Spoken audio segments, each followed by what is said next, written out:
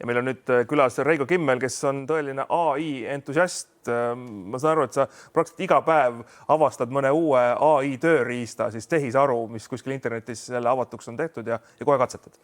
Tere hommikust. Jah, tegelikult neid tööriistu iga päev tuleb rohkem, kui neid katsetada jõuaks keegi. Keskmiselt on iga kuu vist üle 1000 uue tööriista tekkimas ja võib-olla isegi tänasel päeval veel rohkem. Aga tõepoolest viimasel ajal on mind huvitanud videoteemad ja nüüd ka muusikateemad, sest AI erinevad lahendused on hakanud maailma mitmes valdkonnas muutma. Muusika ei ole siin mingisugune erand ja võib-olla muusika on tehisarule, tehisintellektile või eesti keeles adumile. Adum on selle nimi. Adum, jah, kasutatakse.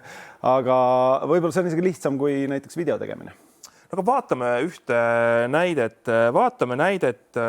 Eesti Eurolaulu, mille sa oled võtnud ja seda ei esita Puuluup ega 5 – selles kujul, nagu sina oled sellele oled ette andnud, et see on siis nüüd seesama lugu, narkomaanide lugu, eks kui selle kohta niimoodi piltlikult öelda. No eriti selles kontekstis, kuhu sina oled videos selle pannud, see mõjub väga kontrastselt. Vaatame, kuulame korraks seda. Pole narkomaanid, pole midagi teid.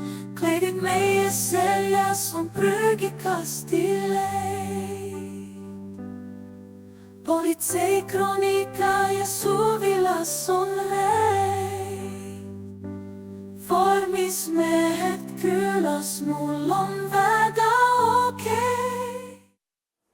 No nunnad hoos ja siis nüüd Eesti Eurolaul kokku pandud. Ja siin on nagu 2 asja tõesti, et üks on siis Eesti Eurolaul, võtsin selle laulu sõnad, sisestasin Suno AI-sse, ütlesin, et tee mulle lugu, valisin selleks stiiliks gospel ehk kirikumuusika.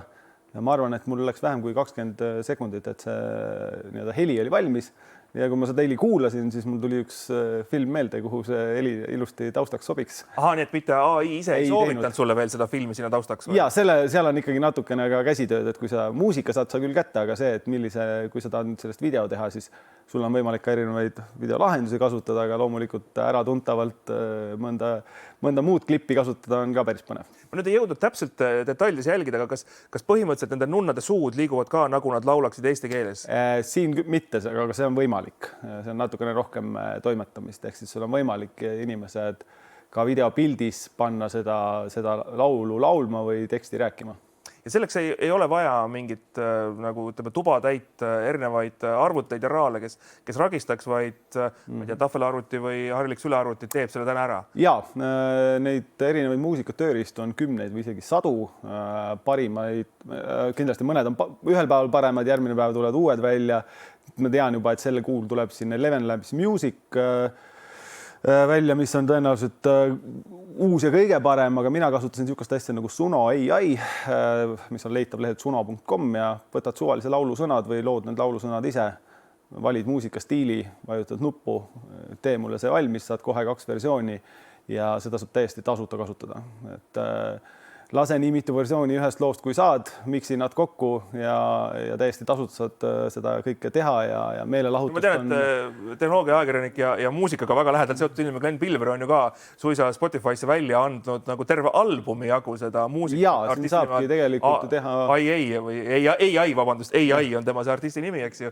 Kati Karu on laulu pealkiri ja samamoodi 30 versiooni sellest täiesti, ütleme, et adekvaatselt on versioone, kus sa saad aru, et seal, ütleme, raal on ragistanud, eks ju, need traagelingid on näha, aga seal tulebki valikuid tegema hakata, et ega need kõik versioonid ka kohe ideaalsed ei ole või vähemalt on aru saada, et kas siis on mingisugune aktsent eesti keeles eriti sisse jäänud, aga inglise keeles on seda suhteliselt vähe. Aga vaatame veel ühte eestikeelset versiooni, mida sa oled nüüd ise siis natukene teinud, see on siis, ütleme, siuke me oleme nimetanud oma tööpilekas Konnade looks rahvalugu.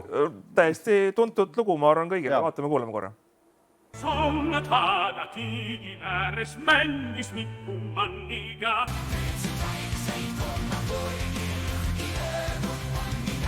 Kuule manni ütles miku, eks see ole kena kon.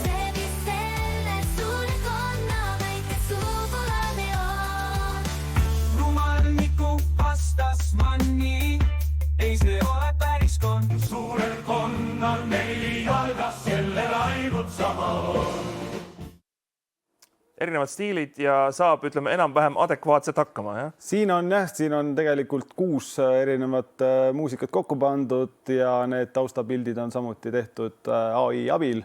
Ehk minu vaev on olnud siin suhteliselt väike või peaaegu olematu, et ma kindlasti soovitan kõigil huvilistel proovida ükskõik, kas võtta mõni rahvalaul ette, meil Aiaäärne tänavas teha sellest väike selline räpp või elektrooniline muusika või siis vastupidi, võtta just üks kiirem lugu ja teha sellest ooper või sellise rahulikuma asi. Teate, mis seal nii-öelda selle musta karbi sees on, et kas need nüüd viisid, kuidas siis AI selle valmis mõtleb, kas ta võtab, sõnad annad sina ette, ütleme nii, aga nüüd see muusikastiil, kas ta tegelikult kasutab olemasolevaid laule, et kas nendes, kui sa oled katsetanud, kas sa tunned sealt ära ka juba mingid teada-tuntud poplugusid või ta teab ette enam-vähem nii-öelda valemit, milline on üks poplugu, talle on see nii-öelda sisestatud ja siis ta genereerib selle pealt täiesti suvalise loo? No AI kindlasti hakkab lahendama paljusi küsimusi muusikavaldkonnas, aga ta hakkab üha rohkem tekitama küsimusi ja selle sama musta kasti sisse tahavad vaadata ka Sony Music Group ja paljud teised, et aru saada, kuidas seda mudelit on treenitud, ehk siis kelle õigused on rikutud või ei ole rikutud, millised andmed on antud selleks, et seesama muusikatööriista treenida. Ja minule teadaolevalt on juba mingisugused vaidlused ka kuskile astmetesse juba jõudnud või vaided on esitatud ja see on selles mõttes põnev jälgida, sellepärast, et kui mina vajutan 2 nuppu ja teen mingisuguse muusikaloo, siis kes reaalselt selle muusikaloo autor on? Ehk siis, kui ütleme näiteks on võetud, sa tahad poplugu saada ja siis selleks AI kammib läbi kõik praegu ülipopulaarse Taylor Swifti lood ja selle pealt genereerib selle, siis tegelikult võiks ju küsida, et kas Taylor Swift on ka selle autor või kes tema lugude autorid on. Täpselt nii, ja kui sa võtadki näiteks mõne tuntud loo sõnad ja lased seda sama viisi teha, siis see sarnasus võib seal olla väga-väga lähedane ja see kindlasti siis ka jälle tekitab, et kelle lugu see on, kus ma seda kasutada tohin, kui ma kasutan mõne laulu sõnu, kas ma siis pean seda laulu autorit ära mainima või selle lugu sõnade autorit, kui ma neid sõnu natuke muudan, kui need sõnad teeb ka AI, panen muusika taustaks, aga loon sinna videokaadrit, kas siis see video, kellele see kuulub, nii et need küsimusi seal eriti selliseid õigusalaseid, ma arvan, tuleb põnevalt rohkem kui võib-olla mõnes teises valdkonnas. No me korraks eksisime nüüd juriidika maale praegu ära, aga lõpetuseks, Reigo, küsimus sulle. Kui kaugel me oleme sellest, et ühel hetkel võibki kõik muusikaprodutsendid, lauljad võivad oma pillid kotti panna ja tõesti kolida teistele karja- ja marjamaadele? AI teeb oma töö ära. Ja ma arvan, et AI ei hakka esinema, et Taylor Swifti lavale ta ei lähe. Aga ABBA juba esineb hologrammina. Jah, aga ma arvan, et me oleme sellel lähemal, kui muusikud võivad arvata, sellepärast, et kui kõigil on võimalik muusikat luua, siis tekivad seal küsimused, kellele ma peaks selle eest maksma. No võt väga mornides toonides lõpetame praegu muusikamaailma suhtes. Ärme siiski vist veel... Ei, me jääme ikkagi muusikaid kuulama ja kontserditel kaasa elama. Reigo Kemmel, aitäh meile külla tulemast, natuke jälle ust paatamast sellest põnevasse AI maailmasse.